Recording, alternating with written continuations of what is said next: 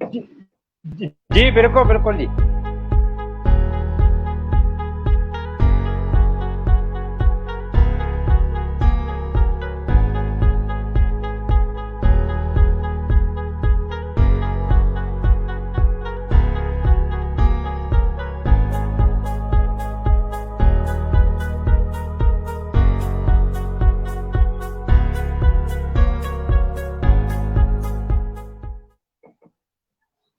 नमस्कार, जयराम जी की जय हिंद, जय बुंदेलखंड।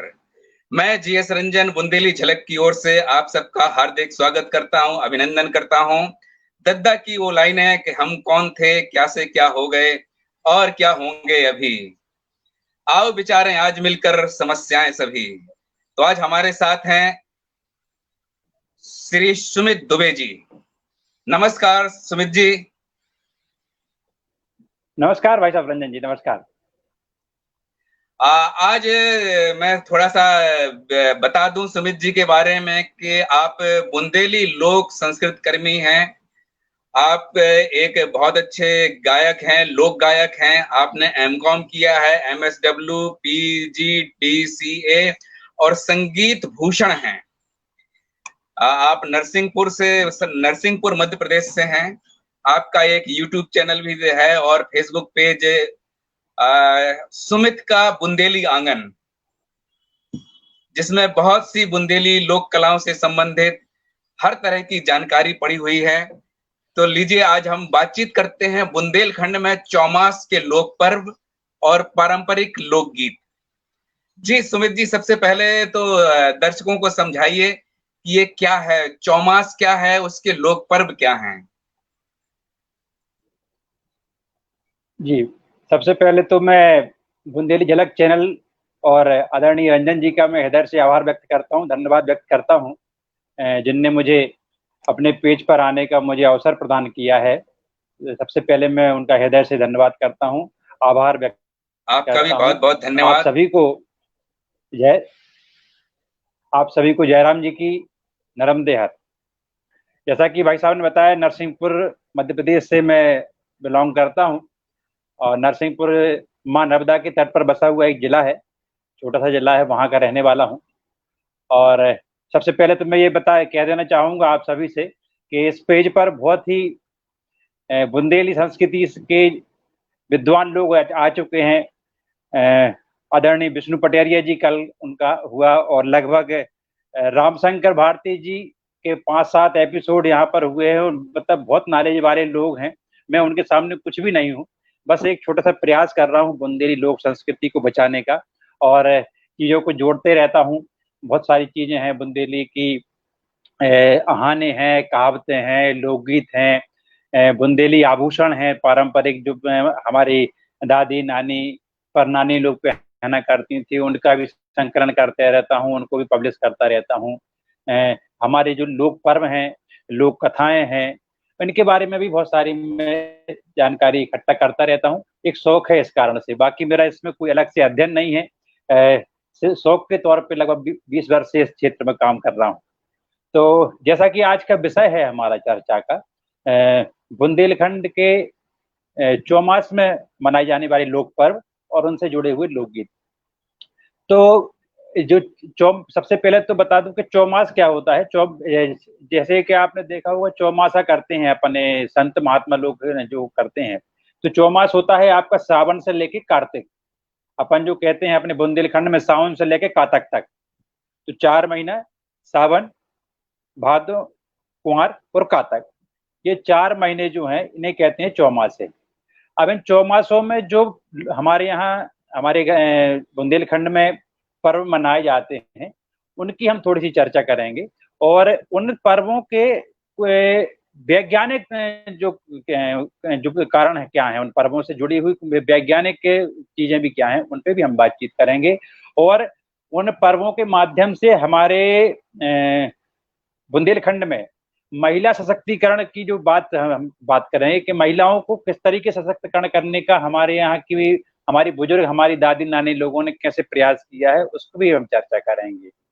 तो लोकगीतों को मैं थोड़ा कम छूऊंगा, क्योंकि कल आदरणीय पटेरिया जी ने हमारे बुंदेलखंड के बहुत सारे लोक लोकगीतों पे, लगभग सारे गीतों पे उन्होंने चर्चा कर ली थी। लेकिन जैसा भाई साहब ने कहा है कि बुंदेली लोकगीत भी गाता हूँ, तो कुछ एक दो लोकगीत जरूर आपको सुनाऊंगा। तो अब हम चर्चा करते हैं, सबसे पहले हम बुंदेलखंड के लोक पर्वों के बारे में। तो वैसे तो चौमासा आपका चालू होता है आषाढ़ से लेकर के सावन से लेकर कार्तिक तक। तो कार्तिक महीने में लेकिन इसकी शुरुआत हो जाती है आषाढ़ से। जैसा कि आप सभी ने देखा होगा, मैंने भी देखा था, बुंदेली झलक का जो पेज है, इस पे आदरणीय रंजन भाई साहब ने डाला था आषाढ़ की पूजा जो होती है बुंदेलखंड की, उसके बारे में पूरा एक वीडियो डाला था भाई साहब ने। तो वो मैंने भी देखा था और बाकी लोगों ने भी देखा होगा। तो हमारे बुंदेलखंड में पूजन शुरू हो जाती है आषाढ़ के पूजा से। तो आषाढ़ की जो पूजा होती है, आषाढ़ की पूजा में हमारे यहाँ पे बुंदेलखंड में कुल देवता की पूजा होती है। तो उसमें विभिन्न प्रकार, यानी सभी सभी समाज के लोगों की में, सभी जितनी जाति के लोग हैं, सभी के यहाँ आषाढ़ की पूजा होती है। मैं उसकी पद्धतियां अलग अलग हो जाती हैं। किसी के यहाँ जो कुल देवता और जो भी कुल देवता होते हैं, उनकी कोई मूर्ति नहीं होती है, अमूर्त रूप में, भाव रूप में उनको पूजा जाता है। तो उनको पूजने के लिए पद्धतियां सबकी अलग अलग होती हैं, अनुष्ठान की पद्धतियां अलग होती हैं। किसी के यहाँ बाटी बनती है, किसी के यहाँ हलवा पूड़ी बनता है, और किसी के यहाँ पर बलि की भी परंपरा होती है। कई लोगों के यहाँ, कई जातियों में हमने देखा है कि बलि भी होती है। और यह पूजा जो है अष्टमी, नवमी या अमावस्या तक ये पूजा पूरे आषाढ़ में होती है। तो इसकी शुरुआत जो हो जाती है, अपने कुल देवता को पूज करके आषाढ़ की पूजा करते हैं। अब इसके बाद आ जाती है, सबसे शुरू हो जाता है आपका चौमास। तो चौमास का शुरुआत होती है सबसे पहले हरियाली अमावस्या से। हरियाली अमावस्या पड़ती है सावन मास की अमावस्या जो होती है, वो होती है हरियाली अमावस्या। हरियाली अमावस्या में हमारे घरों में, हमारे घर की महिलाएं अपने घरों में हरियाली अमावस्या में अपने यहाँ लिखना की परंपरा है। तो सभी लोग लिखना बनाती हैं दीवार पे, गोबर से, गेरू से और मिट्टी से, छुई से लिखना बनाते हैं। और हरियाली अमावस्या में जैसे कहते हैं कि प्रकृति की पूजा अपने यहाँ का बड़ा महत्व है। तो प्रकृति की पूजा करने का जिस तरीके से, तो उसमें हरियाली अमावस्या में भी अपने बहुत सारे अपने कुल देवता की पूजा करते हैं उसमें भी, और भगवान की आराधना करते हैं। फिर उसके बाद आता है चौमासे में फिर दूसरा त्योहार आ जाता है, वो आती है नागपंचमी। नागपंचमी सावन की शुक्ल पक्ष की जो पंचमी होती है, अपने बुंदेलखंडी बुंदेली भाषा में उसे कहते हैं पांचें। पंचमी अपन बुंदेलखंड में कहते हैं पांचें। तो नागपंचमी के दिन भी हमारे यहाँ पर लिखना बनाए जाते हैं। इसके अब आप लोग, जैसा कि भाई साहब ने बताया था, हम मेरा एक बुंदेली आंगन पेज है, सुमित का बुंदेली आंगन, तो उस पर पूरा मैंने एक लेख भी लिखा हुआ है। और जो उसमें लिखना जो बनते हैं, वो लिखने का एक लोक चित्र भी उसमें पड़ा हुआ है। तो उसको देखने, आप उसको उसमें हमारे मेरे पेज में आप जाओगे तो उसको आपको देखने को मिलेगा उसमें कि नागपंचमी में किस प्रकार के पेज वो मतलब लोक चित्र बनाए जाते हैं। और उन लोक चित्रों की पूजा की जाती है, हल्दी कुमकुम से पूजा करी जाती है। और शंकर जी को दूध चढ़ाया जाता है। और शहर अपने गांव के बाहर पेड़ के नीचे नाग देवता को दूध रख के आते हैं। एक जैसा कि हमारी बुंदेलखंड की परंपरा है कि हम सारी चीजें जो हैं प्रकृति से जुड़ी हुई, जो भी पूजा पाठ होगा वो प्रकृति से जुड़ा हुआ होगा। हर चीज जो है हम प्रकृति की पूजा करते हैं उसमें। तो जीव जंतु और वृक्ष, इन सभी की पूजा होगी वहां। तो नाग पंचमी के दिन नाग की पूजा करी जाती है और उसके लिए लिखना बनाया जाता है। और लिखना लिखना जैसे बुंदेलखंड का लोक चित्र है, उसे ही लिखना कहा जाता है। तो यह दूसरा त्योहार जो होता है वो होती है हमारी नाग पंचमी। चौमासे में ये शुरू होता है। अब आती है भुजरियाई नमे। भुजरिया जो अपने यहाँ पे सामान्य बोलचाल में कहते हैं कजलियां जो कहते हैं। तो उसके बाद आती है भुजरियाई नमे। तो भुजरियाई नमे में क्या होता है कि हर घर में लोग कजलियां बोते हैं, और जैसे बुंदेलखंड में भुजरियां कहते हैं। तो भुजरियों को बोने के लिए पत्ते जो रहते हैं, पत्तों के बड़े बड़े दोने होंगे, दोनों में गेहूं, मिट्टी में गेहूं डाल करके उनको बोया जाता है नमे के दिन। और उसकी व्यवस्थित उनको एक उनकी पहले पूजा करी जाएगी और उसके लिए भी लिखना बनाया जाता है। जैसा कि अपने यहाँ कहा गया है, हमारे यहाँ आज से नहीं, शुरू से ही अपने यहाँ मूर्ति पूजा का उतना महत्व नहीं है जितना कि हम भाव रूप में लोगों को पूजा करते हैं।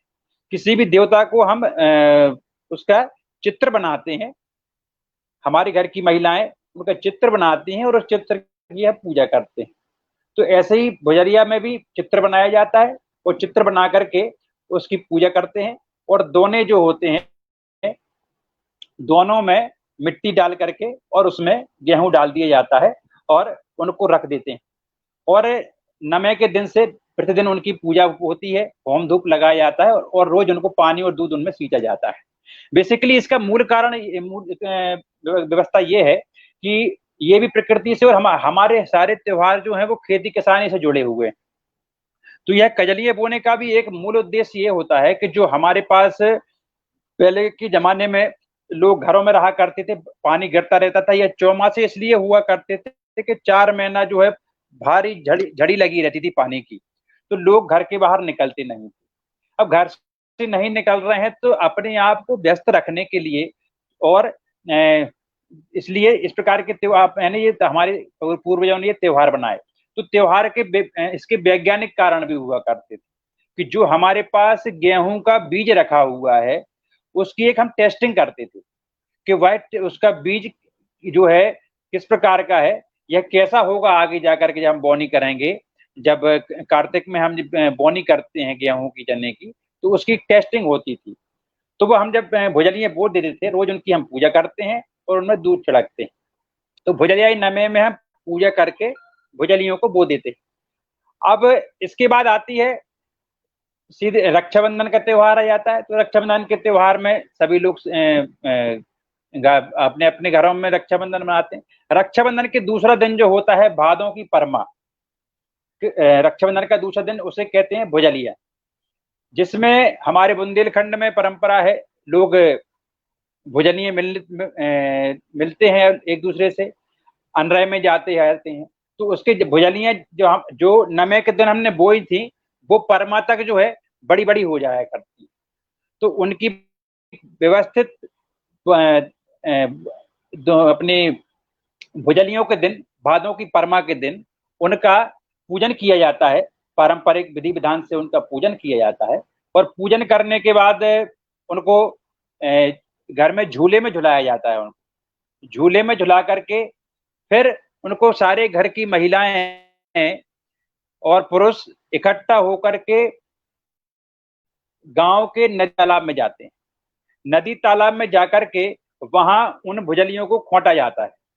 उनको खोंट के फिर सबसे पहले उन भुजलियों को भगवान को अर्पित किया जाता है, अपने कुल देवता को अर्पित किया जाता है। फिर उसके बाद वही कजलियां लेकर के लोग आपस में मिलते जुलते हैं। बड़े लोग एक दूसरे को भुजलियां देंगे और भुजलियां देकर के छोटे जो है बड़ों के पैर पड़ेंगे। बड़े जो लोग हैं वो बच्चों से जब मिलेंगे तो बच्चों के कान में उन भुजलियों को फंसाते हैं और उसके बदले में कुछ धन भी बच्चों को दिया जाता है।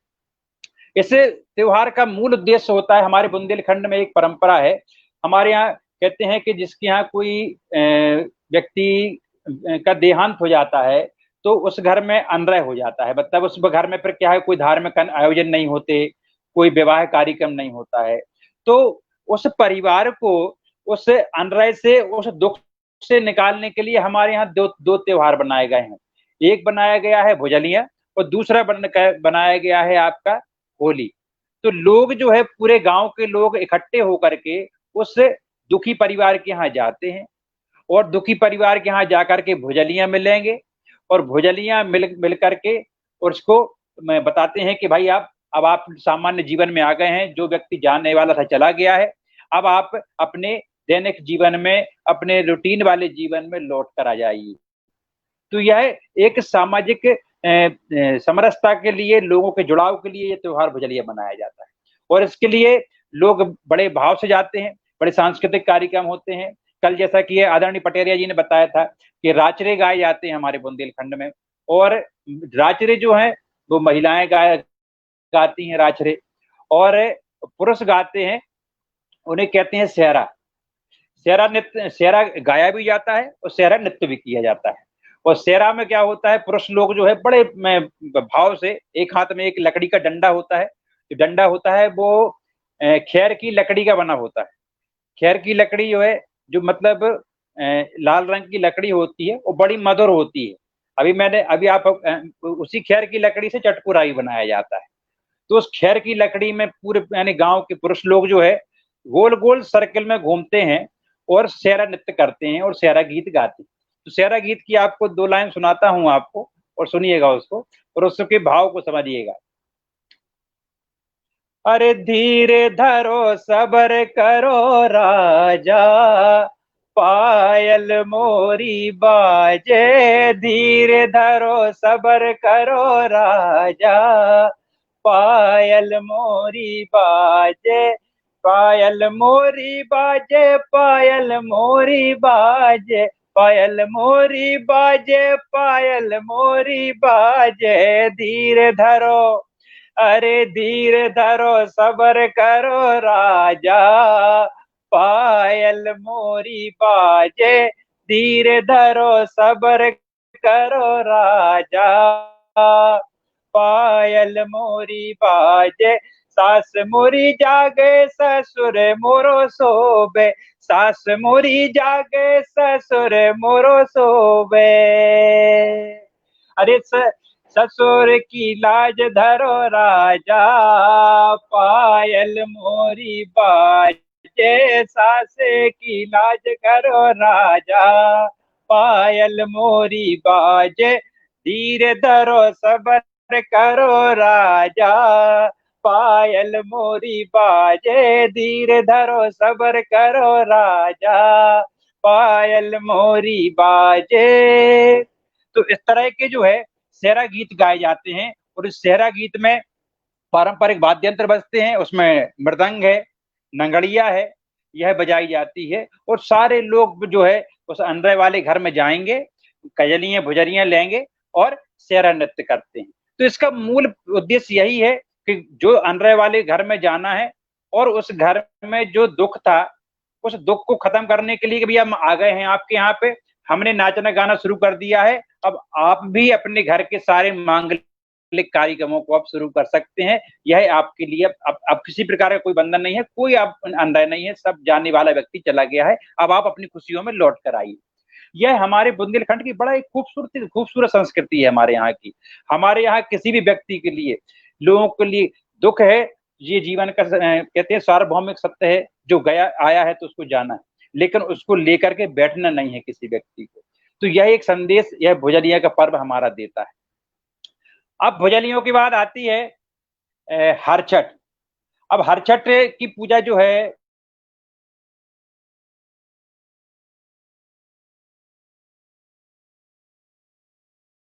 हरछठ वैसे हरछठ जो है बहुत सारे जगह मनाई जाती है, लगभग बुंदेलखंड के अलावा बघेलखंड में भी होती है और अदर जगह में और अन्य भी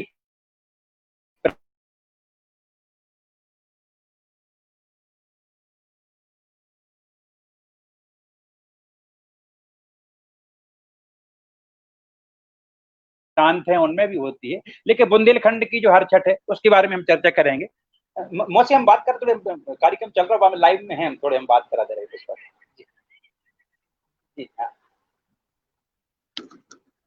मैं क्षमा चाहूंगा, थोड़ा एक बहुत देर से फोन आ रहा था इसलिए बात कर। रंजन जी से भी क्षमा चाहूंगा और जो हमारे साथी लोग सुन रहे हैं उनसे भी क्षमा चाहूंगा। जी जी, कोई बात नहीं, कोई बात नहीं जी। तो हरछठ पे बात कर रहे थे। तो हरछठ की जो पूजा होती है, यह हमारे यहाँ जो महिलाएं हैं अपने बच्चों की दीर्घायु के लिए और बच्चे संतान प्राप्ति के लिए करती हैं। जैसे मैंने सबसे पहले चर्चा शुरू करी थी कि महिला सशक्तिकरण की बात करी थी, तो पहले ये चौमासे की हम ये पूजा की हम बात करेंगे। इसके पहले मैं आपको एक बहुत अच्छी बात कहूंगा कि यह चौमासे त्योहार, आप सबके मन में एक विचार आता होगा कि ये सारे त्योहार महिलाएं क्यों करती हैं। चौमासे में जो त्योहार होते हैं, चाहे हरछठ हो या संतान सप्तमी हो या ऋषि पंचमी हो, तीजा हो, ये सारे त्योहार महिलाओं के हैं। सबके मन में आता होगा ये सवाल कि सिर्फ मैं महिलाओं के त्योहार क्यों। लेकिन एक दिन हमारे एक कक्का जी हैं, उनसे ऐसे बातचीत हुई तो उनने एक बड़ी बहुत अच्छी खूबसूरत बात की थी, और आज मतलब वो मुझे वो मतलब जो बात सटीक लगी, तो मैं आज आपसे चर्चा करूंगा कि हमारे यहाँ की, अपन जानते हैं कि पहले के जमाने में हमारे यहाँ महिलाओं के लिए इतनी स्वतंत्रता नहीं थी कि वो, पहले बड़े पर्दा प्रथा थी, हम सब जानते हैं। तो महिलाओं के लिए घर से निकलना बड़ा एक कठिन काम हुआ करता था। घर में सारे बुजुर्ग लोग हैं, महिलाएं कैसे बाहर निकलें। बरसात का समय चलता, जैसा कि मैं बता रहा हूँ, जो चौमासे जो 4 महीने हैं, पूरा बारिश का समय है, सावन भादो कुंवर कातक, 4 महीने जो है बारिश का समय। और पहले के जमाने में रंजन जी भी जानते हैं और बाकी जो लोग सुन रहे हैं वो लोग भी जानते हो कि पानी की जो झड़ी लगती थी, 4 4 महीने रास्ते बंद हो जाते थे, आना जाना सारा कुछ बंद रहता था, तो लोग घर पर ही रहते थे। तो घर की महिलाएं बेचारी घर में है, तो हमारी दादी नानी लोगों ने सोचा कि क्या किया जाए कि भाई महिलाओं को भी कुछ थोड़ा सा मनोरंजन के लिए कुछ मिले। तो उसको उन्हें धर्म से जोड़ करके उन्हें चीजों को, त्योहारों को बनाया। हर छठ भी उनने है जिसमें अभी, लेकिन वो त्योहार मनाएंगी महिलाएं तो पुरुष उनको अनुमति देगा क्या? घर के पुरुष उनको बाहर निकलने के लिए अनुमति देंगे क्या? तो उनने उसमें भी एक तर्क लगाया कि हम यदि कहेंगे कि संतान की दीर्घायु के लिए, पति की दीर्घायु के लिए हम व्रत कर रहे हैं, तो हाँ, तो पुरुष का भी मना नहीं करेगा कि हाँ भाई नहीं है, तो हमारे लिए त्योहार हो रहा है। तो संतान की सुरक्षा के लिए, पति की दीर्घायु के लिए सारे त्योहार आप देखिए। ऋषि पंचमी जो है वो वो भी आपके लिए, संतान सप्तमी बच्चों के लिए, तीजा पति के लिए, हर छठ बच्चों के लिए। तो ऐसे त्योहार बनाए गए कि जिसके माध्यम से महिलाएं अपने घर से निकलेंगी और आपस में महिलाएं मिलकर के एक मनोरंजन करेंगी और भगवान की पूजन भी करेंगी। ऐसा एक सोच बना करके हमारी बुजुर्ग, हमारी दादी नानी लोगों ने एक कॉन्सेप्ट तैयार किया और एक धर्म से तैयार त्योहार को भी जोड़ा। और यह जो है और प्रकृति से भी जुड़ा है कि सारी चीजें प्रकृति की पूजा है। इसमें अपन अब एक व्रत को अपन चर्चा करेंगे। तो महिला, ये पूरे त्योहार महिलाओं के होते हैं। सारी महिलाएं घर से निकलेंगी और इकट्ठी होंगी, वहां पूजा करेंगी, गाएंगी बजाएंगी। यह पूजा, ये पूरा, इस पूरे त्योहार का यही एक पूरा कॉन्सेप्ट होता है कि सब महिलाएं जो घर में बंद हैं, इन पूजा के माध्यम से मिलना और एक मनोरंजन करना, और एक 4 5 घंटे 6 घंटे दिन भर साथ रहना, और इसी बहाने घर में पकवान बनना, तो खुद भी खाना, घर के पुरुषों को भी खिलाना और बच्चों को भी खिलाना। तो ये हमारा फिर अगला त्योहार आता है हर छठ। यह पड़ता है भादो मास की कृष्ण पक्ष की छठ के दिन होता है। अब हर छठ के दिन जो है अपने यहाँ घर में कांस, बेर, बेरी का पत्ता होता है, कांस का और खकरे के पत्ता, उससे एक हर छठ में बनाई जाती है। हर छठ महारानी जो होती हैं, आपने कांस लगा होता है खेतों में, आपने देखा होगा, सफेद उसके बाल होते हैं वो। तो हर छठ की पूजा करती हैं महिलाएं। उस दिन महिलाएं खासतौर से जो भोजन करती हैं वो करती हैं समा के चावल करती हैं। समय पसाई धान का चावल होता है, या आजकल जिसको अपन कहते हैं ब्राउन ब्राउन राइस, जिसे कहा है आजकल कहने लगे हैं ब्राउन राइस जो होता है। तो ब्राउन राइस खाने का है। रंजन जी, लाइट चली गई है।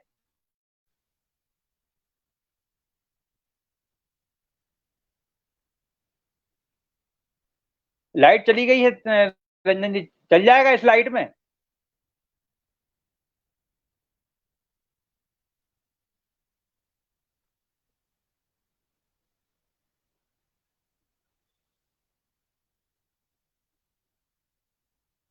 हेलो। जी बिल्कुल चलेगा। ठीक है, ठीक है। हाँ लाइट चली। हाँ, इतनी लाइट पर्याप्त है वैसे तो। कोई बात नहीं, कोई बात नहीं। हाँ, जी कोई बात नहीं, जाने दीजिए लाइट को। जी जी जी। जी।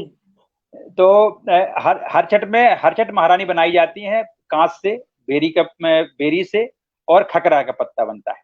उसमें लोक कथा आती है कि एक ग्वालन थी, वह दूध बेचने जा रही थी। उसका बच्चा छोटा सा था, तो वह खेत में रख के चली गई, और वहां जाके उसने दूध देने के लिए जाना था उसको। दूध देने जाती तो वहां के लेट हो रहा था, तो उसने बच्चे वो वहां पे खेत में रख के बच्चे को चली गई दूध देने के लिए। और नहीं, बच्चे को रखा उसने, और खेत में तो वो हल से चलाने वाले ने, किसान ने हल चलाया तो उसका बच्चे का पेट फट गया। तो उस बच्चे ने उस महिला ने उस बच्चे के पेट को बेरी के कांटों से छिला, कांस जो कांच का उसने धागा बनाया, बेरी के कांटे की सुई बना के उसने अपने बच्चे के पेट को सिल दिया। तो उससे और वह अपना कर्म करने चली गई, दूध देना उसका जो उसको चिंता थी कि दूध देने मुझे जाना है, तो वो दूध देने चली गई। तो भगवान ने प्रसन्न होकर के उसको, उसके बच्चे को उसको जिंदा कर दिया। ऐसी उसकी एक लोक कथा आती है। तो इसलिए उसकी ऐसा कहते हैं कि कांस की पूजा करी जाती है और बेरी की पूजा करी जाती है। बेसिकली उसका मूल कारण यह है कि अपन मैं बताना चाहूंगा, यह जो है पूरा एक महिलाओं के स्वास्थ्य से जुड़े हुए भी हैं हमारे ये त्योहार। एक्चुअल में इसमें हम एक बात को और जोड़ना चाहूंगा आपको, ये जो सारे त्योहार हैं हमारे बुंदेलखंड में, यह जो चौमासे की जो महिलाओं के त्योहार हैं, यह महिलाओं के स्वास्थ्य से जुड़े हुए हैं। ऐसा एक हमारे सीनियर हैं, उनने मेरे को बताया था कि इसका जो जितने भी त्योहार है महिलाएं, मैं पक्ष आया था कि महिलाएं क्यों करती हैं। ये महिलाओं के त्योहार करने का उद्देश्य ये था, ये जो यदि ये हमारे महिलाएं जो हैं, ये सारे चौमासे के त्योहार प्रॉपर जो उसका अ,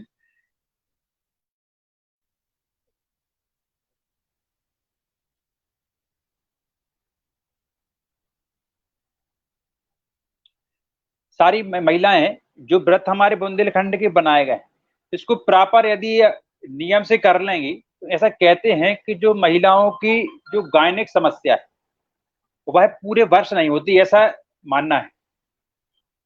ये जो त्योहार यदि जो नियम धर्म से यदि करते हैं तो कहते हैं कि पूरे वर्ष भर महिलाओं की गायनिक समस्या नहीं होती।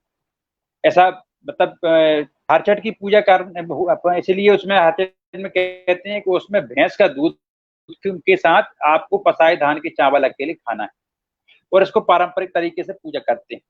इसके बाद आती है जन्माष्टमी। जन्माष्टमी में भी अपने यहाँ पे पूजा, जन्माष्टमी में घर में पूजा होती है, भगवान कृष्ण का जन्म किया जाता है। और इसमें भी हमारे यहाँ पर पारंपरिक तरीके से पूजा नहीं। अब आजकल तो जैसे सभी लोग करते हैं कि भगवान कृष्ण की मूर्ति की पूजा करना है, उनका जन्म कराते हैं, लेकिन हमारे बुंदेलखंड में भी इसमें भी लोक चित्र बनाए जाते थे, जिसके आजकल प्रिंटेड मटेरियल आने लगा, जिसको कहते हैं कन्हैया जी का पाठ आता है, उसमें भगवान कृष्ण के विभिन्न प्रकार की लीलाएं होती हैं उसमें, और उसको चिपका करके उसकी पूजा करी जाती है। पहले अब वो रेडीमेड आने लगा है, पहले वह हम घर में स्वयं बनाते थे हमारे घर के लोग। उसमें भगवान कृष्ण की चित्र बनाए जाते थे, लोक चित्र, और उनकी भगवान कृष्ण की पूजा करी जाती थी, और खास तौर से उस दिन पंजीरी बना करके खाई जाती थी। और विभिन्न प्रकार के पारंपरिक लोकगीत गाए जाते थे भगवान कृष्ण के। तो भगवान कृष्ण से जुड़ा हुआ एक जन्म का गीत सुनाता हूँ आपको। जैसा कि कुछ गीत की बात हो रही तो गीत जरूर सुनाऊंगा। जी जी। भगवान कृष्ण का जन्म हुआ, और जन्म के बाद गोकुल की जो नारियां हैं भगवान कृष्ण को देखने आई हैं, भगवान कृष्ण झूले पे झूल रहे हैं, तो झुलाते हुए महिलाएं क्या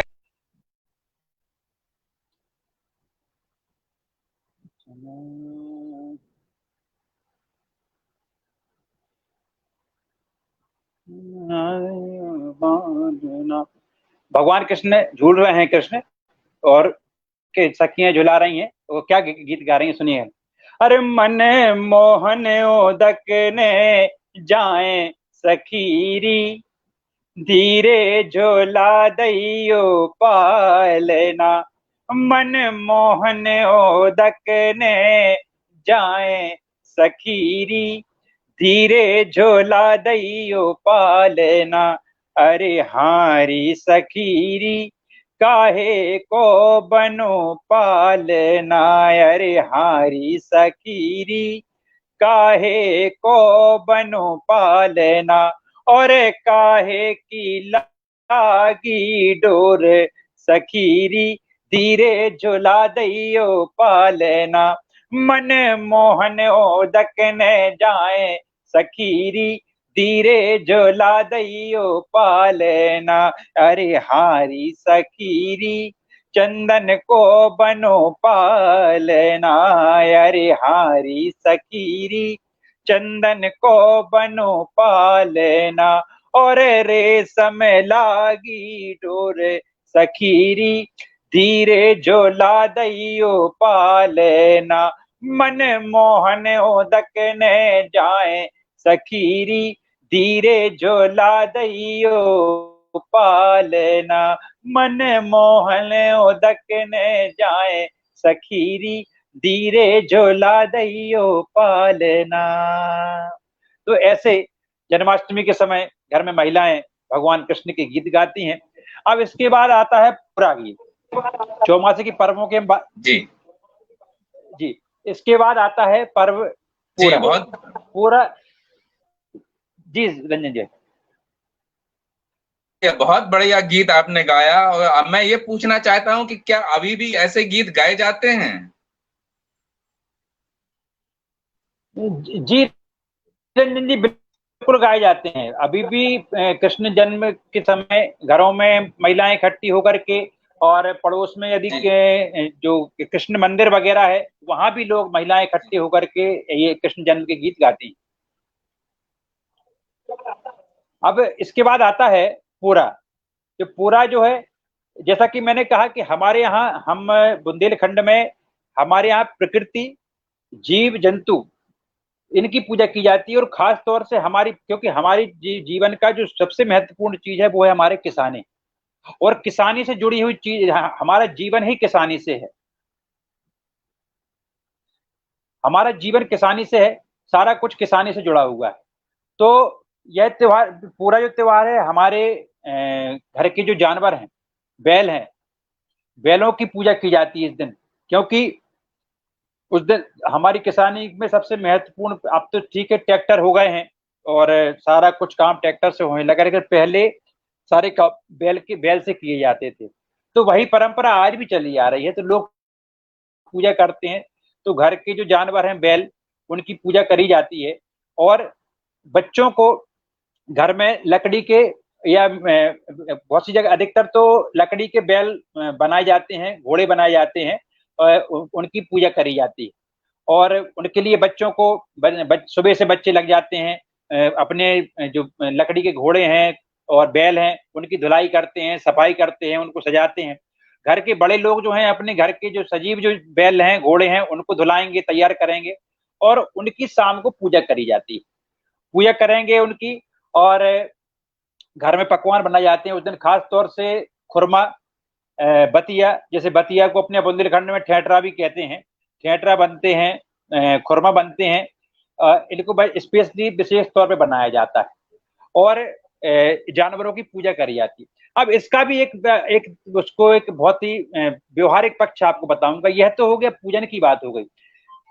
बड़े घर के बड़े बुजुर्ग लोग सजीव जानवरों की पूजन करते हैं रंजन जी, लेकिन बच्चे जो घर में जो बच्चे हैं, उनमें घर के जानवरों के प्रति प्रेम हो, उनमें जानवरों के प्रति भाव हो कि नहीं, ये हमारे जानवर हैं, जो घर में बैल हैं, घोड़े हैं, उनकी हमारे लिए क्या उपयोगिता है। तो उनको उस चीज के लिए एक एहसास कराने के लिए, उनको बताने के लिए, उनके लिए वो लकड़ी के घोड़े या बैल बनाए जाते हैं कि तुम्हें इनकी पूजा करी जाती है। यह जानवर नहीं है, यह हमारे लिए ईश्वर स्वरूप है, क्योंकि इनसे हमारा सारा कुछ, हमारी जो किसानी आज तुम देख रहे हो, ये हमारे घर की जो जमीन है, जायदाद है, ये गल्ला भरा हुआ है घर के अंदर, उसका मूल जो है ये जानवर है।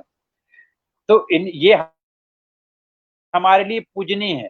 तो यह एक शुरू से बच्चों के अंदर यह एक डेवलप करने के लिए, तो वो प्रतीकात्मक रूप से उनकी पूजन कराना, उनको धुलवाना, उनको सजाना, उनकी पूजन करना, यह उनको बताना। इसके लिए वो पूरा पर्व जो की पूजन की जाती थी कि बच्चों को वह शुरू से एक डेवलप हो कि नहीं, हमें इसको जानवर के रूप में इनको ट्रीट नहीं करना है, हमको इनको देवता के रूप में ट्रीट करना है, क्योंकि यह हमारे जीवन की बहुत बड़ी धुरी है, इनसे ही सारा कुछ हमारा सब कुछ है। तो एक ट्रेनिंग बच्चों को दी जाती थी, तो उनको उनसे प्रेम हो, उनके प्रति उनका आदर हो, जानवरों के प्रति। यह उस पूरा पर्व का यह उद्देश्य हुआ करता था। तो हमारे यहाँ के हर पर्व का एक वैज्ञानिक और उसका एक मैंने तार्किक कारण है हर पूजन का हमारे यहाँ पे। अब पूरा के बाद आता है तीजा। अब तीजा के दिन तीजा का त्योहार जो है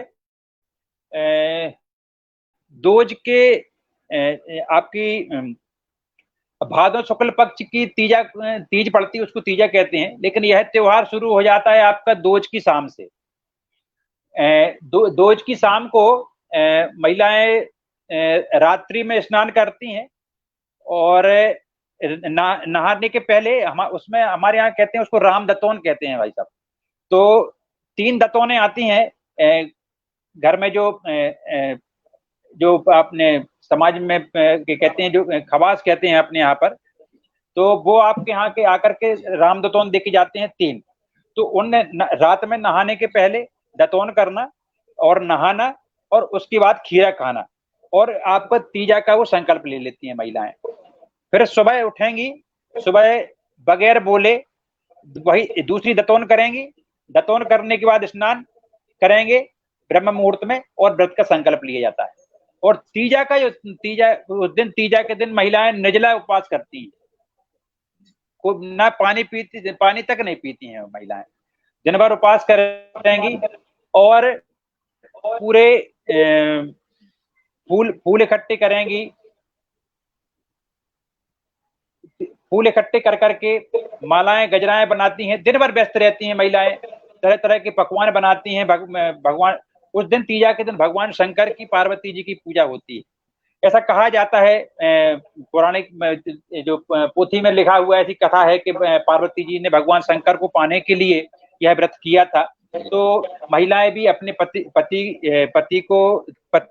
की दीर्घायु के लिए और जो कन्याएं हैं जो अच्छा सुंदर सुशील वर चाहती हैं, तो वह कुंवारी कन्याएं भी इस व्रत को रखती हैं। तो ये कहते हैं बड़ा कठिन व्रत होता है। और रात भर महिलाएं व्रत रखती हैं, भगवान शंकर की पूजा करती हैं और रात में 4 प्रकार के शंकर जी को 4 बार होम लगता है और रात्रि जागरण करके रात भर भजन चलते रहते हैं। भगवान शंकर के विभिन्न प्रकार के भजन गाए जाते हैं। रात भर पूरी महिलाएं भजन गाती हैं ढोलक पे और आनंद से पूरी महिलाओं का पूरा मनोरंजन करती हैं और भगवान शंकर की आराधना करती हैं। तो गीत, इसमें भी गीत गाए जाते हैं। एक गीत सुनाता हूँ आपको। जी जी जी जी, जरूर जरूर। शंकर जी का एक गीत सुनाता हूँ जी। एक पारंपरिक गीत है। जी अरे जी। बन आए महादेव बैरागी, बन आए महादेव बैरागी, बन आए महादेव बैरागी, बन आए महादेव बैरागी। ना जाने उन्हें उन्ना लत्ता, ना जाने उन्हें उन्ना लत्ता, अब तो मृगशाला में है राजी, बे तो मृगशाला में है राजी। बने आए महादेव बैरागी, बने आए महादेव बैरागी, बने आए महादेव बैरागी। ना चाहिए उनको महल अटारी, ना जाने उन्हें महल अटारी, वे तो कैलाश के हैं बासी, बन आए महादेव बैरागी, बन आए महादेव बैरागी, बन आए महादेव बैरागी। और ऐसा कहा जाता है कि इस दिन भगवान शंकर और पार्वती जी का विवाह भी हुआ था। तो विवाह के भी गीत गाए जाते हैं उसमें। तो एक और गीत है, ये मैंने ही लिखा हुआ है और ये ऑडियो पे निकला भी हुआ है। अरे वाह, बहुत बढ़िया, बहुत बढ़िया, सुनाइए। कोजे है जी, एक गीत है। अरे कोजे है भोले की बारात, कोजे है भोले की बारात, कोजे है। अरे कोजे है भैया, कोजे है भोले की बारात, कोजे है भोले की बारात, कोजे है। ब्रह्मा भी आए विष्णु भी आए, ब्रह्मा भी आए विष्णु भी आए, ब्रह्मा भी आए विष्णु भी आए। अरे नारद की बीणा बजत जय है, अरे नारद की बीणा बजत जय है, भोले की बारात को जय है, भोले की बारात को जय है, भोले की बारात को जय है। तो ऐसे भगवान शंकर के पूरी रात जो महिलाएं भजन गाती हैं शंकर जी के, और पूरी रात्रि विश्राम करने के बाद सुबह भगवान शंकर पार्वती की जो मिट्टी की मूर्ति होती है, और जो फुलेरा बना हुआ होता है, फूल का बना हुआ फुलेरा, वह पूरा जो महिलाएं सुबह भगवान को होम लगा करके नदी तालाब में जाकर विसर्जन कर देती। अब इससे मैं भाई साहब इसमें एक चीज और बताना चाहूंगा कि अपने यहाँ पर हर हर त्योहार में सब कहते, जैसे मैंने कहा कि 4 महीने चौमासे 4 महीने होते थे, बारिश का महीना रहता था, किसी के पास कोई काम नहीं होता था, तो हर लोग अब उसके लिए क्या करेंगे, तो हमारे यहाँ समाज में ये व्यवस्था है कि अपने यहाँ सबकी चिंता करने की अपने यहाँ व्यवस्था रही है। तो तीजा में जो फुलेरा जिसमें बांधा जाता है, एक फ्रेम होता है बांस का बना हुआ होता है, वो फ्रेम जो है वो जो आपकी वंशकार समाज के लोग हैं वो लेके आते थे। फूल मालाएं माली बना के लाता था, शंकर पार्वती जी कुम्हार बना के लाता था, ये सारी चीजें। और ये अपने समाज में ये अपन से जुड़े हुए लोग होते थे, तो इनकी चिंता करना है, 4 महीने को इनके पास कोई काम नहीं है, तो ये जो सामान बनाकर लेकर आएंगे, तो इनके बदले में उस समय पैसे की वैल्यू नहीं होती थी। आप जानते हैं, पहले वस्तु विनिमय था, पहले पैसे की वैल्यू नहीं थी। पहले कोई भी कुछ जो चीज सेवा के बदले में अनाज दिया जाता था। तो जो वो फ्रेम बांस का लेके आया है वंशकार, तो उसको भी अनाज देना है। माली फूल लेके आया, उसको आपको अनाज देना है। कुम्हार शंकर पार्वती जी बना के लाया है, उसको आपको अनाज देना है। तो भरण पोषण की चिंता भी करने के लिए इस प्रकार के उनको सबका इन्वॉल्वमेंट होता था, और इस प्रकार से ये त्योहार मनाए जाते थे। तो सारे लोग को चिंता करना और उसकी खुश रहने के लिए, तो ऐसे करके तीजा का सुबह फुलेरा का और भगवान शंकर का विसर्जन करने के बाद यह तीजा का अंत मतलब उस दिन हो जाता था। अब इसके दूसरे दिन चतुर्थी हो जाती है, चतुर्थी कहते हैं जिसको। यहाँ से पूरे त्योहार अपने चौमासे के महिलाओं के शुरू हो जाते हैं भाई साहब। तीजा से पहला त्योहार शुरू हुआ, उसमें महिलाओं को निर्जला रहना पड़ता है, और अपने यहाँ ऐसा कहते हैं कि उपवास के दूसरे दिन जब भोजन करते हैं, तो पूरे दिन यदि उपवास रहे हो आप, तो भोजन हैवी भोजन नहीं करना है। तो हमारे यहाँ अपने बुंदेलखंड की ये परंपरा है, कोई भी उपवास का दिन रहेगा उसके सेकेंड डे अपने यहाँ कढ़ी बनती है भाई साहब।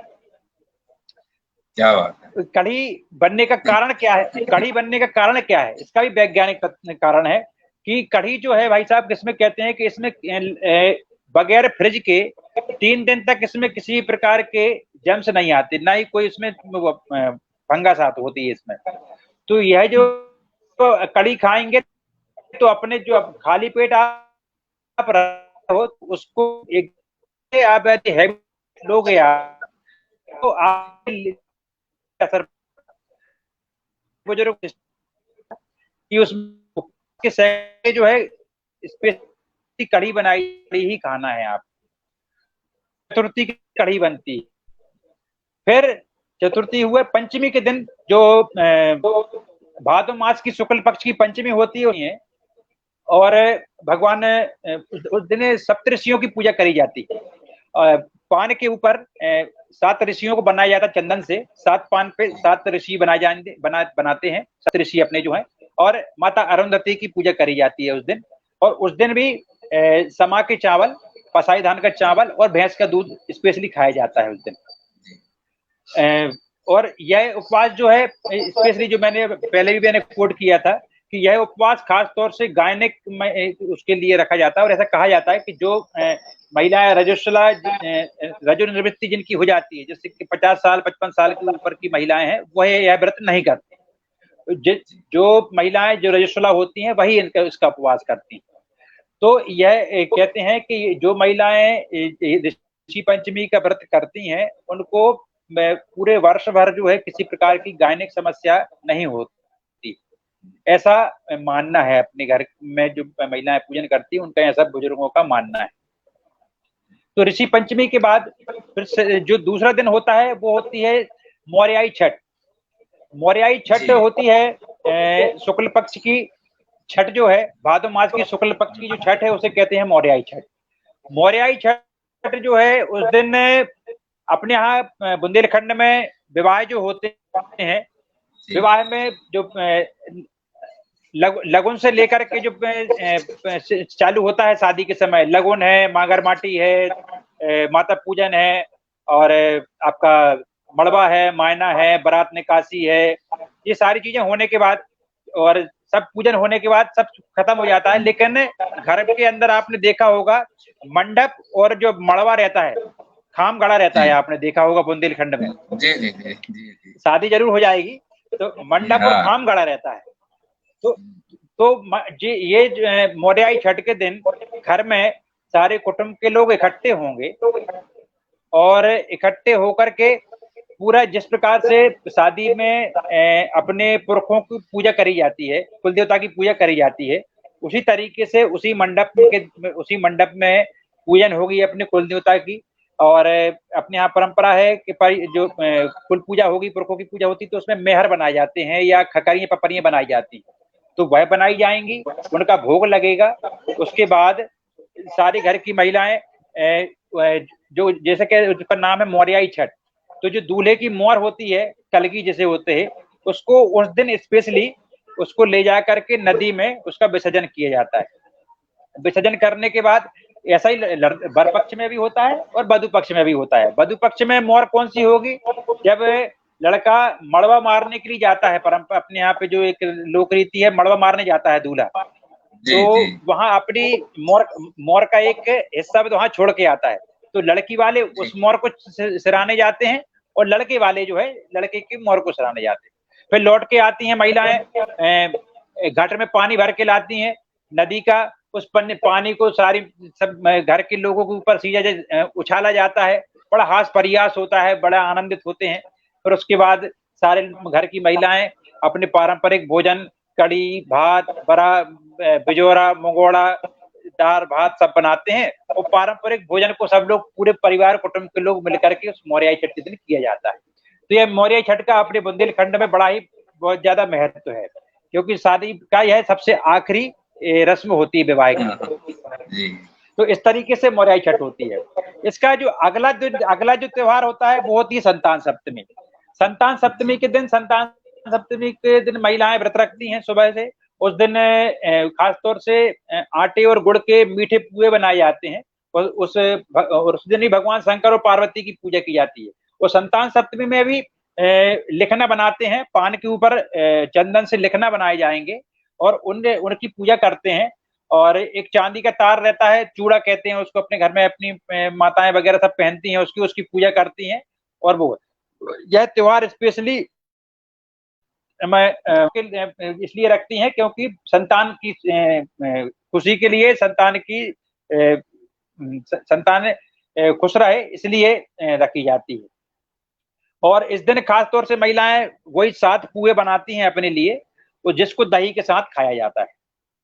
तो अब आपको इसमें बताऊंगा, आपको तीजा के दिन उपवास रखा, तीजा के दिन निर्जला रहे, निर्जला रहने के बाद दूसरे दिन कड़ी खाई, 30 दिन फिर आपको पसाई धान की चावल दूध के साथ खाना है, भैंस की दूध के साथ।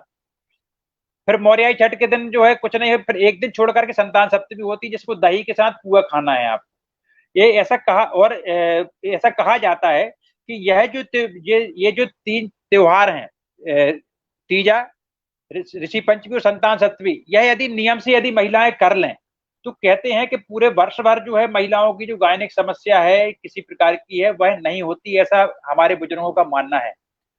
तो यह त्योहार, यह चौमास की महिलाओं के त्योहार है, ये बहुत महत्वपूर्ण हो जाते हैं भाई साहब इसकी चीजों को लेकर के यदि अपने कहें तो इस तरीके से यह भाद्र मास का ये जो त्योहार है ये संतान सप्तमी में यह खत्म होते हैं। अब इसके बाद आते हैं आपकी डोल 11 जाती है भाई साहब। डोल 11 होती है भादो मास की शुक्ल पक्ष की जो एकादशी है, उसे कहते हैं डोल 11। डोल 11 में अपने बुंदेलखंड में परंपराएं है कि बहुत सारे घरों में, मंदिरों में विमान रखा जाता है भगवान कृष्ण का विमान रखते हैं और उस विमान को गांव में घुमाया जाता है। उनको घुमा करके भगवान कृष्ण को जल विहार के लिए नदी तालाब में ले जाया जाता है। लोगों के घरों में जाता है विमान और लोग उसकी पूजन करते हैं, भजन कीर्तन करते हैं। और इसको अपने बुंदेलखंड की संस्कृति विभाग की एक बुक है, उसमें एक स्वांग को लेकर के एक पूरा एक चैप्टर है, स्वांग। तो उस स्वांग का ही एक हिस्सा है ढोल 11 में, जो अपन कहते हैं। स्वांग का मतलब होता है कि यदि नॉर्मली कहते हैं एक आहाना है अपने बुंदेलखंड में, काय के मारे तो स्वांग बता रहे हो यार, काय तो स्वांग कर रहे हो। स्वांग मीन्स है, कहते हैं कि दिखावा कहें जिस चीज को लेकर के, ऐसा कहते हैं। तो वो दिखावा में तो अपने दिखावा कह लें, या उसको ये कह सकते हैं कि आनंद करने के लिए कोई भी चीज अपने एक उसको सेलिब्रेट करना, वो भी एक स्वांग। उस तरीके उसको यदि अपन दिखावा न कहेंगे, सेलिब्रेशन कह लें, किसी चीज को अपन को उत्सव के रूप में अपने बनाना है तो उसको एक स्वांग कर लेते हैं। तो ढोल 11 में जो विमान निकालना, विमान का जलूस निकालना और विमान को फिर घुमाना, ये एक स्वांग का ही प्रतीक है एक प्रकार का। तो उस दिन भगवान ढोल 11 के दिन भगवान, और बुंदेलखंड में बहुत बृहत रूप में मनाया जाता है। लोग बड़े उत्साह से ढोल 11 के जो विमान निकलते हैं, उनका बड़ा शोभा यात्रा निकलती है, और बड़ा उत्साह से लोग उसको मनाते हैं। इस दिन ही भगवान कृष्ण के बहुत सारे भजन गाए जाते हैं और चेतावनी गीत गाए जाते हैं इस दिन। तो एक चेतावनी गीत सुनाता हूं आपको।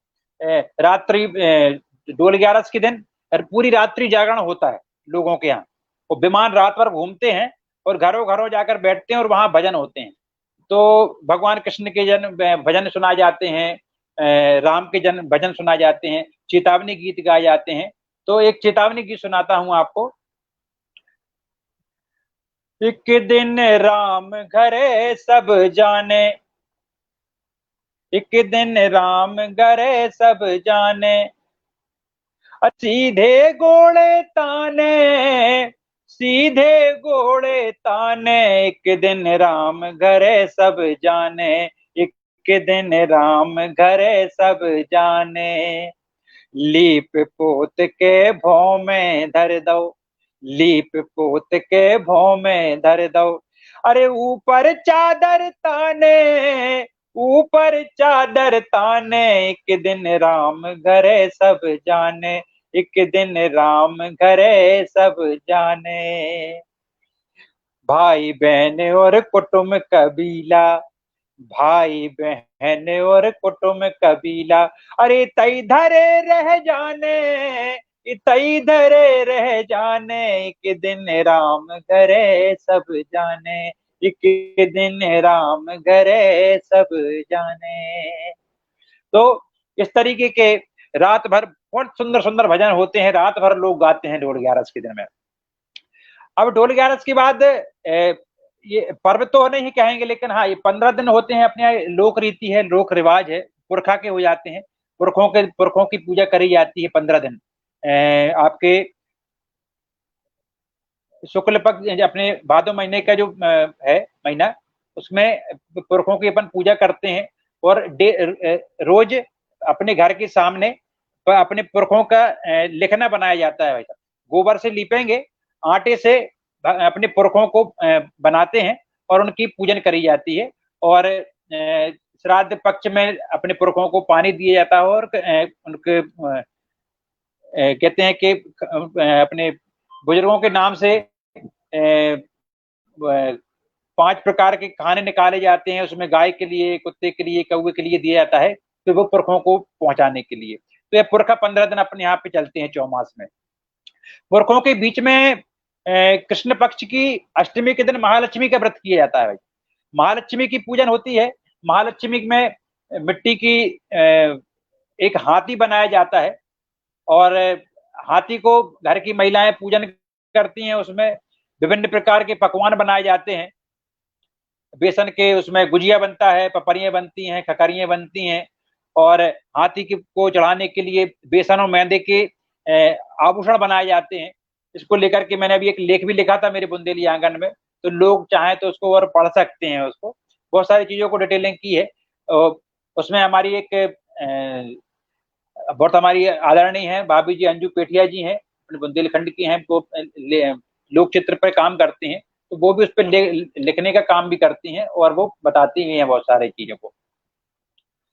तो इस तरीके से अपने यहाँ यह महालक्ष्मी का जब व्रत किया जाता है, महालक्ष्मी के व्रत का ही वही कारण है कि उसमें पूरे घर के लोगों का इन्वॉल्वमेंट है। जैसे कुछ की कथा आती है महालक्ष्मी में कि गांधारी के पुत्रों 100 पुत्रों ने मिलकर के मिट्टी का एक हाथी बनाया, उसकी पूजन करी गई, और पांडवों को नहीं बुलाया, कुंती को नहीं बुलाया, तो कुंती के अर्जुन ने फिर ऐरावत को बुलाया। उसमें इसमें एक संदेश मिलता है कि हाथी जो है, घर के सारे लोग मिलकर के, सारे बच्चे लोग मिलकर के एक मिट्टी का हाथी बनाते हैं, उसकी पूजन करते हैं। और यह यहाँ भी एक प्रकृति की पूजन का ही एक संदेश जाता है कि हमारी मिट्टी कौन सी, हमारे खेतों की मिट्टी को लाते हैं और उसकी मिट्टी का हाथी बनाया जाता है।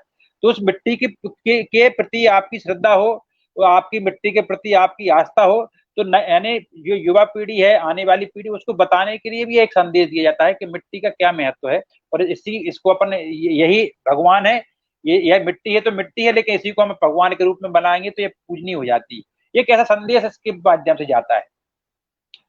अब महालक्ष्मी के बाद जैसे पुरखा खत्म होते हैं तो आपके नवरात्र आ जाते हैं। नवरात्र भी है इन चौमास के महीने में, यानी चौमास जो आपका सावन से लेकर के कार्तिक तक है, तो इसमें यह नवरात्र भी आ जाते हैं। नवरात्र में भी जैसा कि मैंने बताया था, कजलियों के समय अपन ने गेहूं बोए थे अपन ने कजलियों के लिए, तो वह एक सीड टेस्टिंग हो जाती है, आपका बीज का टेस्टिंग होती है। वही परंपरा यहाँ पर भी होती है अपने यहाँ नवरात्र में। आपको ध्यान होगा, अब तो सब जगह जगह मंदिर बन गए हैं और सब चीजें हो गई हैं। पहले अपने यहाँ ग्राम देवी के रूप में, नगर देवती देवी के रूप में खेरापति हुआ करती थी। हर गांव के मेड़ पर एक चबूतरा बना होता था, जिसमें एक लकड़ी का खूंटा लगा रहता था, एक झंडा लगा रहता था और एक आनेगढ़ पत्थर रहता था, जिससे हम खेरापति बोलते थे। वो ग्राम देवी हुआ करती थी और अलग से कोई दुर्गा जी रखी नहीं जाती थी। सारे गांव के लोग मिलकर के जवारे रखते थे। जवारे जब रखते थे तो जवारे रखना है तो उनकी पूजन करी जाती थी, तो और पूजन होती थी, सारे लोग पूजन करते थे और 9 दिन तक उनकी बड़ी आराधना हुआ करती थी। और सारे लोग पूजन करते थे, आराधना भक्ति भाव में रहते थे सारे चीजें। क्योंकि अब बारिश खत्म होने वाली रहती है, तो अब अपने आप को रूटीन में लाना है, तो एक उत्सव के रूप में, क्योंकि अब नवरात्र जैसे ही खत्म हो जाएंगे तो उसके बाद आपको किसानी के लिए लगना है आपको। तो एक सारे लोग, गांव के लोगों को इकट्ठा करना और इकट्ठा करके एक उत्सव के रूप में नवरात्र को मनाना, जवारे रखना, 9 दिन ग्राम देवी की, नगर देवी की पूजा करना और जवारों की पूजन के साथ साथ फिर 9वें दिन उन जवारों को विसर्जन करना। कहते हैं कि जवारों की जो वो जवारे जिस यदि कहते हैं कि अच्छे आए हैं, कहते हैं बढ़िया अच्छी बाल, उसको कहते हैं बारी। जो जवारे जो होते हैं, जो अंकुरित होते हैं, उन्हें बारी कहते हैं। कहते हैं कि यदि बारी अच्छी आई है तो मतलब इस बार जो है फसल बहुत अच्छी आएगी, और यदि बारी ठीक नहीं आई है तो कहते हैं कि भाई इस बार थोड़ा देवी खुश नहीं है, तो हो सकता है थोड़ी बारी। तो गांव के लोग मिलकर के खेरापत्ती की, ग्राम देवी की पूजा करते हैं। साथ ही साथ इसी दिन कुल देवी की भी पूजा करी जाती है। अपने बुंदेलखंड में अष्टमी, नवमी, दशहरे के दिन लोगों के यहाँ कुल देवी की भी पूजा होती है। अपने अपने घरों में लोग पूजा करते हैं, हलवा पूड़ी उनको चढ़ाया जाता है अपने कुल देवी को। ऐसा करके लोग अपने घरों में कुल देवी की भी पूजा करते हैं और नवरात्रि की भी पूजा करते हैं। तो ये चौमासे के लोक पर्वों में अपने नवरात्र का ही बड़ा महत्व है। और इसमें आपने देखा होगा, जवारे ले जाते हैं लोग, बड़े भाव आते हैं लोगों को, देवियां आती हैं, बाने लोग लगाते हैं। तो उसका एक बड़े एक उत्सव रहता है, 9 दिन का बड़ा लोग उत्सव में रहते हैं। उसके बाद विजयादशमी होती है। विजयादशमी के दिन अपने यहाँ पे कई जगह पे बलि का भी पूजा करी जाती है, बलि दी जाती है कई जगहों पर, कई समाजों में बलि का भी है। लेकिन आजकल मैंने देखा है बहुत से लोग हैं, कई जिनके यहाँ बलि नहीं होती है, तो सांकेतिक रूप में एक अपने यहाँ भूरा कुमड़ा होता है, उसके भूरा कुमड़े की को काटा जाता है। कई जगहों पर ऐसा मानता है उसकी काटने की। तो इस तरीके से विजयदशमी की पूजन करके नवरात्रि खत्म हो जाती है। अब इसके बाद हमारे यहाँ पर नेक्स्ट दिवाली का त्योहार आने वाला रहता है, तो सारे लोग दिवाली की तैयारियों में घर की साफ सफाई, अपने खेत खलिहानों की साफ सफाई, अपनी जमीनों की तैयारी करने लगते हैं, क्योंकि अब बोनी आपको करना है। आपकी जो आपने गेहूं बो दिया है उसकी तैयारी चालू हो जाती है, आपकी गेहूं बोना है आपको, क्योंकि तो वो तैयारी चालू हो जाती है। फिर आपकी दिवाली आती है। दिवाली के दूसरे दिन होता है आपका अन्नकूट की पूजन होती है। अन्नकूट की पूजन में भगवान गोवर्धन की पूजा करी जाती है। घर के पूरे घर का गोबर जो है अपने आंगन में इकट्ठा कर लिया जाता है। इकट्ठा करके गोबर के को एक आकृति देकर के गोबर की पूजा करी जाती है अपने बुंदेलखंड में। 56 प्रकार के भोग बनाए जाते हैं। लोग उनको भोग लगाएंगे। सारे लोग, घर के लोग मिलकर के उनकी पूजा करते हैं। और गांव गांव में दिवारी गाई जाती है और अहिर नृत्य किए जाते हैं। अपने यहाँ बुंदेलखंड में बरेदी नृत्य होता है और अहिर नृत्य होता है और दिवारी गीत गाए जाते हैं। इसी प्रकार से फिर अन्नकूट की पूजन के सेकेंड डे जो है दोज की पूजा होती है। दोज के दिन भी गोबर की दोज बना करके भाई बहन लोग जो है परिवार के लोग पूजन करते हैं, सब लोग मिलकर के। बहनें आती हैं, भाइयों को टीका लगाती हैं उस दिन भी। अब इसमें भी अन्नकूट और ये आपका दोज, आप इसमें भी देखिएगा, आप इसमें भी आपकी पशु पूजा का ही है। यहाँ भी आपने देखा होगा दिवाली में भी अपन पूरे जानवरों को अपन तैयार करते हैं, सजाते हैं और गोबर की पूजा करेंगे, गौ की पूजा करेंगे। वहां भी अपने घर के जानवरों के प्रति लोगों बच्चों को बताने के लिए कि नहीं ये हमारा गोधन है, या इसकी हमें गोधन के प्रति हमारी क्या आस्था होना चाहिए, क्या होना चाहिए, ये एक नई पीढ़ी को बताने के लिए। और ये गोबर है, गोबर से आपका स्नेह होना चाहिए। और इसमें बताता हूं आपको, जो गोबर आपका जो इकट्ठा होता था गोवर्धन में, जो गोबर की अपन पूजा करते थे, तो वह पूरा का पूरा गोबर उठा के ले जाकर के जो अपने आप अपन गोबर इकट्ठा करते थे उसकी खाद बनाई जाती थी। उसी गोवर्धन का जो गोबर है उसको उठा करके पूरे खेत में उसको डाला जाता था खाद के रूप में। तो उसमें उसकी पहले गोबर की पूजन करना और पूजन करके फिर उस गोबर को खाद के रूप में अपने खेत में डालना। यह हमारी यहाँ की परंपरा रही है कि यानी हम किसी भी चीज की, हम यानी जो गोधन है, गोबर है, वह हमारे लिए कितना उपयोगी है, उसको पूजन करके उसकी हम उसकी खाद के रूप में उपयोग करते थे। तो यह एक नई पीढ़ी को सिखाना कि गोबर की का क्या क्या वैल्यू है, गोबर का क्या उपयोग। और जैविक खेती तब हमारे यहाँ हुआ करती थी, तो हम जानते हैं कि हमारे बड़े बुजुर्ग लोग हैं 100 साल, 120 साल जिया करते थे और सब ऑर्गेनिक सारी चीजें हुआ करती थी। लेकिन आज हम कहाँ जा रहे हैं, या सब चीजों को हम आप देख रहे हैं कि आज हम और आप कितने दूर होकर के बैठ करके आज इतनी बड़ी महामारी को अपन देख रहे हैं। इसका बहुत बड़ा कारण यह है कि हम अपनी प्राकृतिक संसाधनों का उपयोग ना करके हम दूसरी चीजों का उपयोग कर रहे हैं। हम पेस्टिसाइड्स का उपयोग कर रहे हैं। पारंपरिक अपनी जो खाद है, गोबर है, गौमूत्र है, इसका उपयोग ना करके हम पेस्टिसाइड्स पे जा रहे हैं। उसका हम कहीं ना कहीं खामियाजा भुगत रहे हैं। तो इस तरीके से अन्नकूट की और दोज की पूजा होती थी। और सबसे चौमासे में सबसे आखिरी का जो त्योहार हुआ करता था उसे कहते थे लिखनियाऊ ग्यारस। लिखनियाऊ ग्यारस या देवउठनी ग्यारस। देवउठनी ग्यारस के दिन, लिखनियाऊ ग्यारस में भगवान विष्णु की, शालिग्राम जी की पूजा करी जाती है। घर को पूरा गोबर से लीप करके पूरे घरों में आप देखेंगे छुई से, लाल मिट्टी से, पीली मिट्टी से लिखने बनाए जाते थे पूरे घरों में। पूरे घर को सजाया जाता था।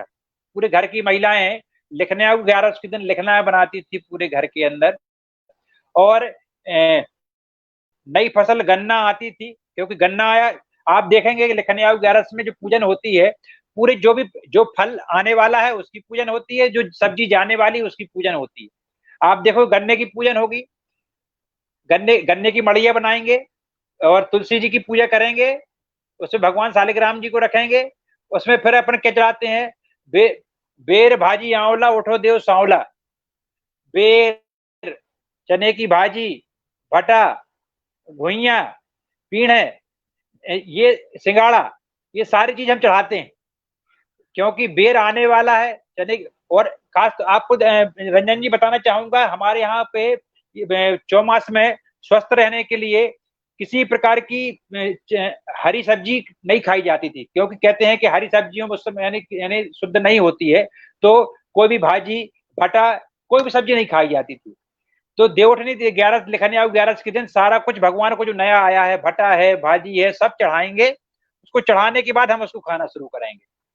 तो यह हमारे स्वास्थ्य को लेकर के भी बड़े अवेयरनेस किया जाता, हमें सिखाया जाता था कि हमें कौन सी चीज खाना है, कौन सी चीज नहीं खाना है। तो सारा कुछ हम चौमास में छोड़ दिया करते थे। और देवउठनी 11 के दिन, लिखनिया 11 के दिन हम सारी चीजों को भगवान को अर्पित करते थे। भाजी आ गई, चने की भाजी चढ़ा दिया, भटे चढ़ा दिए, बेर चढ़ा दिया, पीढ़े चढ़ा दी, और चढ़ाने के बाद भगवान को चढ़ा के अब चढ़ गया है, अब हम सब शुद्ध हो गया, हम उसको खाएंगे। तो इस तरीके से चौमासों के इन त्योहारों का लिखनिया 11 के दिन आखिरी जो हमारा चौमासी का त्योहार होता था, जो था लिखनिया 11, देवउठनी 11। इस तरीके से चौमास के हमारे पूरे त्योहार हुआ करते थे।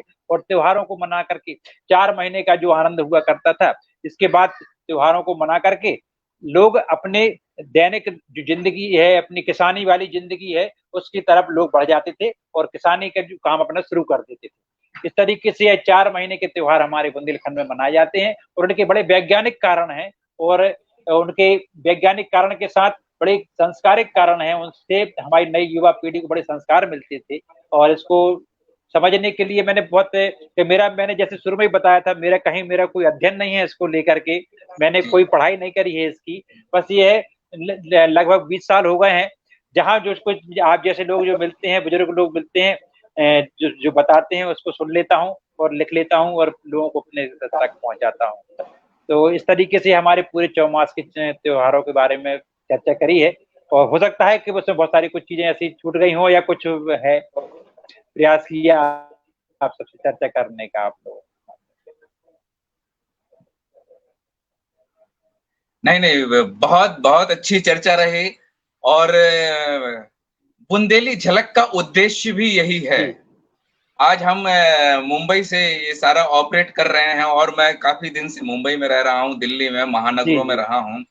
लेकिन आज बड़े बड़े लोग ऑर्गेनिक खेती कर रहे हैं।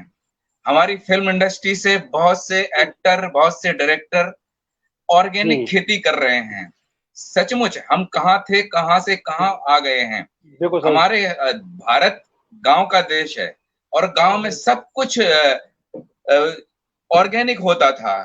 लेकिन आज इतना ज्यादा केमिकल भर दिया गया है कि वो बहुत, कोरोना से लड़ने का सबसे बड़ा उपाय यही है कि हमारी इम्यूनिटी, हमारी शारीरिक क्षमता, ये कीटनाशक खा खा के हम लोगों ने, केमिकल खा खा के हम लोगों ने अपने शरीर को बर्बाद कर लिया है। तो हम ऐसी बीमारियों से नहीं लड़ सकते हैं। तो बुंदेली झलक का भी यही एक उद्देश्य है कि जितने भी हमारे पर्व हैं, त्योहार हैं, व्रत हैं, वैज्ञानिक रूप से सब प्रूफ्ड हैं। बहुत से लोग बोलते हैं, सचमुच आपने कहा कि नहीं ये औरतें ही क्यों व्रत रखती हैं। बिल्कुल तर्क कीजिए आप, लेकिन उसके पीछे जो रीजन है उनको बिल्कुल समझिए। क्योंकि हर त्योहार के पीछे, हर खान पान के, इस त्योहार में ये खाना है, इस त्योहार में ये खाना है, इस त्योहार को इतने बजे खाना है। वो पसाई के चावल, सचमुच वो कितने लाभदायक होते हैं, आज हम लोगों ने छोड़ दिया है। अलसी का तेल हम लोग पहले खाते थे, आज शहर में अलसी जड़ी बूटी हो गई है, दवाई हो गई है, और अलसी महंगी मिलती है। जिन चीजों को हम लोगों ने नेग्लेक्ट कर दिया है, तिरस्कार कर दिया है गांव के लोगों ने, तो मेरा यही निवेदन है कि एक बार आप जरूर सोचें कि हर गांव में पीपल का पेड़ क्यों लगाया जाता है। उसके नीचे बोल दिया जाता था कि इसमें ब्रह्म देवता का वास है। इसके पीछे साइंस है, क्योंकि सबसे ज्यादा ऑक्सीजन वो देता है। तो मेरा निवेदन है सभी से, जहां तक मेरी आवाज आ रही है, कि आप लोग एक बार सोचें अपने त्योहारों के बारे में, त्योहारों के पीछे क्या कारण है। और सब कुछ बड़े बुजुर्ग हमारे ऋषि मुनियों ने सब वैज्ञानिक आधार पर सारे त्योहार बनाए हुए हैं। तो बहुत बहुत धन्यवाद, बहुत अच्छा लगा सुमित जी आपसे बात करके। इसी तरह हम आगे भी बात करते रहेंगे अपने नए नए मेहमानों के साथ। इसी तरह का ज्ञानवर्धक चीजें हम बुंदेली झलक के माध्यम से लाते रहेंगे। बहुत बहुत धन्यवाद। कल फिर शाम को 6 बजे नए मेहमान के साथ, नए विषय के साथ फिर मुलाकात होगी। नमस्कार, जय हिंद, जय बुंदेलखंड, जय भारत। आपका भी बहुत बहुत धन्यवाद। बुंदेली झलक का बहुत बहुत धन्यवाद। रंजन जी आपका धन्यवाद। सभी श्रोताओं का बहुत बहुत धन्यवाद। आप ऐसे ही अपने बुंदेलखंड के बारे में लोगों तक पहुंचाते रहें, अपनी संस्कृति को। और सारे लोग अपने बुंदेलखंड की, अपनी भाषा पर, अपनी संस्कृति पे हमें गर्व हो। और सब भैया हरों हैं, बहुत बहुत राम राम। सब जनों हैं जयराम जी की। नरम देहर, स्वस्थ रहो भैया, सुखी रहो, यही हमें भैया से कामना है। जय राम जी।